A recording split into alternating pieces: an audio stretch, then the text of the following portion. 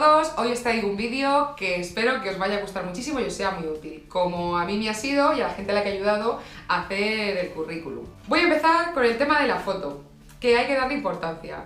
Es muy importante que sea con fondito blanco, no pongamos cosas detrás, que he visto algunas cosas, en plan estoy en un bosque, estoy con mi novio agarrándolo y me corto la foto, esas cositas mejor evitarlas, ¿vale? Tampoco fotitos de postureo en plan... Esas cositas la verdad que hacen gracia cuando lo recibes, pero luego es poco efectivo a la hora de conseguir un trabajo, así que bueno, un poquito de seriedad, de frente sonriendo. Si queréis, para tema de hostelería, yo recomiendo así el pelo un poquito recogido, coletita de lado. Lo que viene siendo dar buena impresión, que sabemos un poquito todos cómo va el tema. Para la dirección de casa, a mí me da un poquito de mal rollo poner la dirección completa. No creo que sea una cosa necesaria para las empresas, porque no van a ir a buscarte a tu casa, a tocarte a la puerta, te hemos contratado, así que... Como hoy en día, gracias a Dios, usamos email y teléfono, pues esto lo podemos obviar. Ponemos solo el código postal y la ciudad, que es lo que interesa para ver el área donde vives, si estás cerca del trabajo y ya está. El tema del email es otro tema importante, porque hay gente que sigue poniendo el email de adolescente. Yo, por ejemplo, tenía un email que era nonetitas87 y cositas así, que no está bien poner en el currículum porque te quita un poco de profesionalidad. No cuesta nada, haces un nuevo email de Gmail, Hotmail. Normalmente suelo usar nombre, punto, apellido, barra baja, apellido, lo que queráis, arroba y lo que queráis. Vamos a pasar al tema del orden. Hay bastante discordia en internet de consejos de no, primero la formación, no, primero los idiomas, primero la experiencia. Mi modelo de currículum perfecto y maravilloso, que es el que estoy usando, yo lo ordeno según las capacidades de la persona. Si no tienes una preparación académica muy densa, pero sabes muchos idiomas, pues te pones primero los idiomas. Que no sabes idiomas, pero tienes una carrera, un máster, lo primero la formación. Que no tienes nada de eso, pero tienes una experiencia laborativa increíble, pues te pones toda la experiencia laborativa antes y luego lo último, lo otro. Algo en lo que quiero hacer hincapié es el Europass. Es el formato de currículum que está circulando en internet, que lo hacéis automáticamente, y es el más utilizado y el más común. Y las empresas están ya aburridas de este formato, que además es bastante, digamos, no difícil de leer, pero no es muy claro, ¿vale? Es mejor poner una cosa debajo de la otra y que sea algo más personalizado. Eso le gusta más a la empresa, llama más la atención, ¿vale? Para destacar por encima de los demás currículums. Otra cosa, que sean 2 paginitas máximo. No nos ponemos ahí a contaros nuestra vida en 5 o 6 páginas porque eso no se lo va a leer nadie y entonces ya os descartan, aunque otra vez con el italiano, aunque seáis maravillosos y tengáis muchísima experiencia, es mejor sintetizar. Hay que especificar cada idioma, el nivel que se tiene, hablado y escrito. Y si tenéis, aunque a vosotros nos parezca muy relevante, una experiencia en el extranjero, aunque sea breve, después he pasado un verano lo típico, vacaciones en Irlanda para aprender un poquito de inglés, o me he ido de au pair, por ejemplo, el inglés, ponéis inglés, hablado y escrito nivel medio, perfeccionado con una permanencia de 1 mes, 2 meses en el Reino Unido o donde quiera que hayáis estado. Que eso llama la atención, ya las experiencias en el extranjero pues gustan mucho a las empresas. Hay también cursitos que hacemos por nuestra cuenta o a lo mejor que hemos hecho en la universidad o en las mismas empresas, que algunas te proporcionan formación, eso hay que ponerlo también en el currículum. Os pongo un ejemplo muy rapidito. Yo hace muchos años hice un curso sobre la ISO 9001, el tema de la calidad, en una empresa que estaba implantando esa certificación de calidad.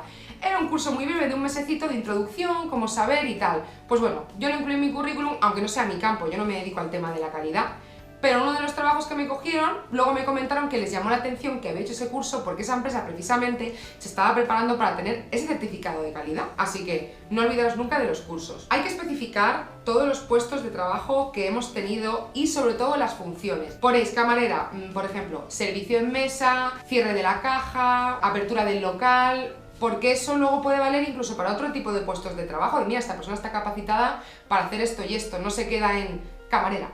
A colación de lo del tema de camarera, esto me recuerda que el currículum siempre tiene que estar orientado al tipo de trabajo que estáis buscando, pero no eliminar experiencias que no estén directamente relacionadas, reducirlas simplemente, ¿vale? Por ejemplo, estáis buscando un trabajo porque ya tenéis muchísima experiencia de contabilidad, de administración en una oficina, pero de jovencillos mientras estudiabais habéis trabajado pues de camarera, de jardinero, de cualquier tipo de trabajo.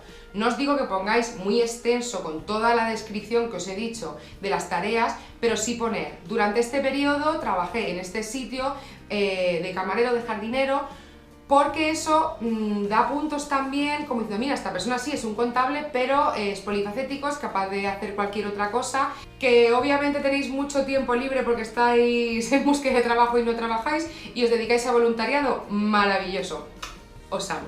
Y también os amarán vuestros futuros empleadores, ponerlo en el currículum, no os olvidéis. Cualquier cosita que estéis haciendo, trabajáis para la Cruz Roja, estáis yendo de voluntarios a una perrera, estáis en una residencia de ancianos, dedicáis algo de vuestro tiempo libre a la ecología, al cuidado del medio ambiente, ponerlo también. Porque, por ejemplo, imaginaros que el seleccionador es un loco de los perros, amante de los animales como yo, y ve que habéis estado de voluntario en una perrera, pues ahí me llama la atención. Si tengo un currículum de una persona igual de preparada, con las mismas características, y la única diferencia es que tú has sido voluntario en una perrera y el otro no, me quedo con el voluntario en la perrera toda la vida.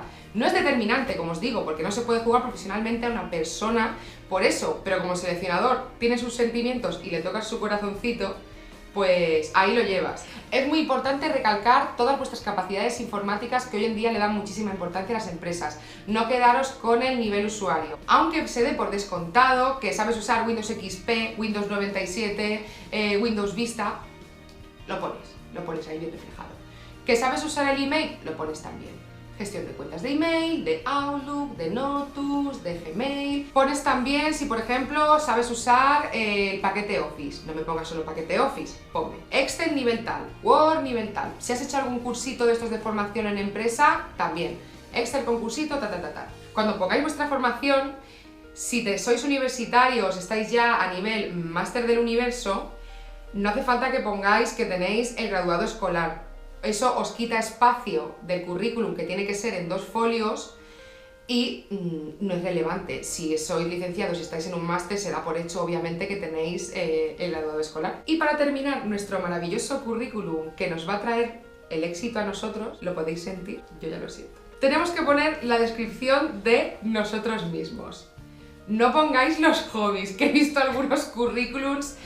Amo patinar, me gusta la naturaleza, me gusta leer, me gusta el cine. A ver, ¿a quién no le gusta, no? Digo yo. Es mejor hablar un poquito de ti mismo. Por ejemplo, me gusta mucho trabajar en equipo, o no, o todo lo contrario, tengo madera de team leader, soy muy independiente.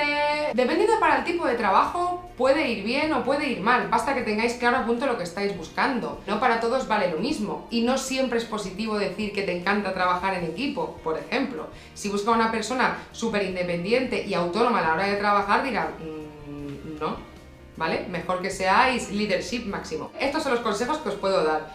Una cosa que siempre va bien en general es decir que sois muy easygoing, que se dice en inglés, queda muy bien, y quiere decir pues que eres una persona fácil de llevar, y eso en cualquier contexto va bien, sea para jefe, empleado, siempre está muy bien ser easygoing, así que ponedlo.